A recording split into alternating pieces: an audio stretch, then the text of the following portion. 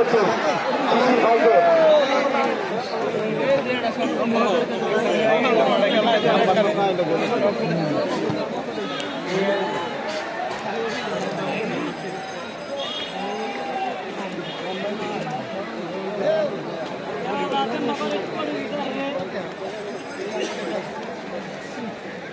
মানিকগঞ্জের আরো একজন কৃতি সন্তান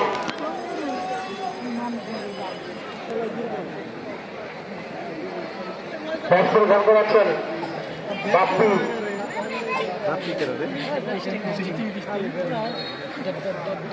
ধন্যবাদ সবাইকে।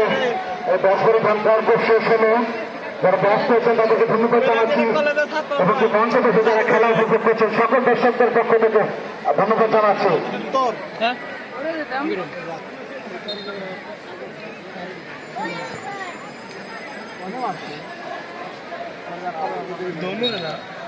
আবার খেলায় ফিরলাম আমরা।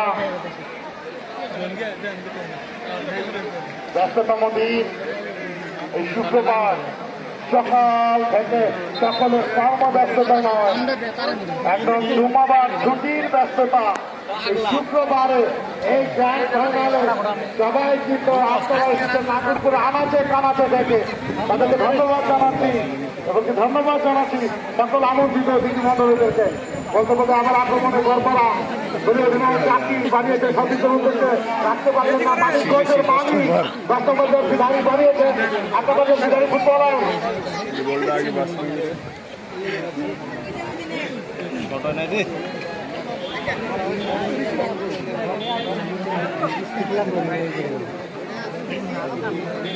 আবার আক্রমণে দর্শকের কাছে দাঁড়িয়ে মানিক অ্যাডভান্টেজ পেয়েছেন, অ্যাডভান্টেজ অফ বাকি বাজানি রেফারি সুযোগ দিয়েছেন, আক্রমণে যাওয়ার চেষ্টা। আবার মানিক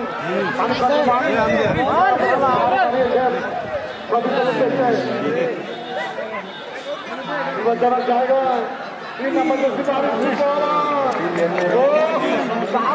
সুযোগ ছিল, সেই সুযোগকে প্রতিহত করার আছে।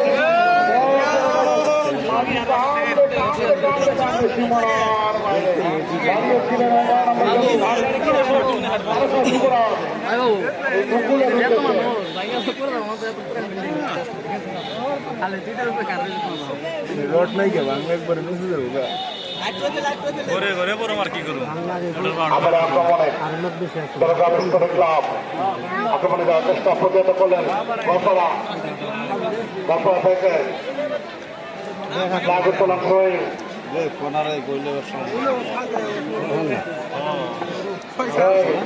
এই মধ্যে দরগাম স্পোর্টিং ক্লাবের অনুকূলে Dargam sporting club Saturia Manikganj 0, Garpara football academy Manikganj 0।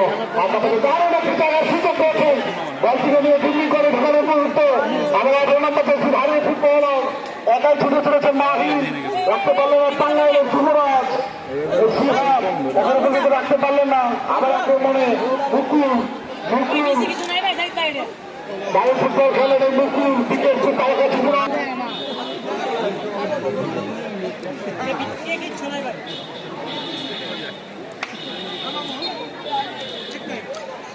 দর্শক মন্ডলী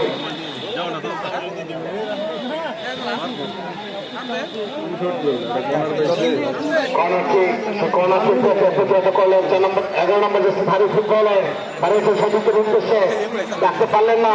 আবার আক্রমণে দরগাম স্পোর্টিং ক্লাব সেখান থেকে দাঁড়িয়েছে সতীর্থের উদ্দেশ্যে বিপজ্জনক জায়গায় মানিকগঞ্জের মানিকের উদ্দেশ্যে দাঁড়িয়েছেন 10 নম্বর ভারী, সেখান থেকে আবার আক্রমণে 8 নম্বর ভারী ফুটবলার সাপি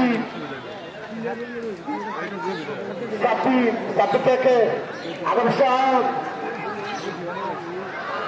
জাহিদ বাবু আপনাকে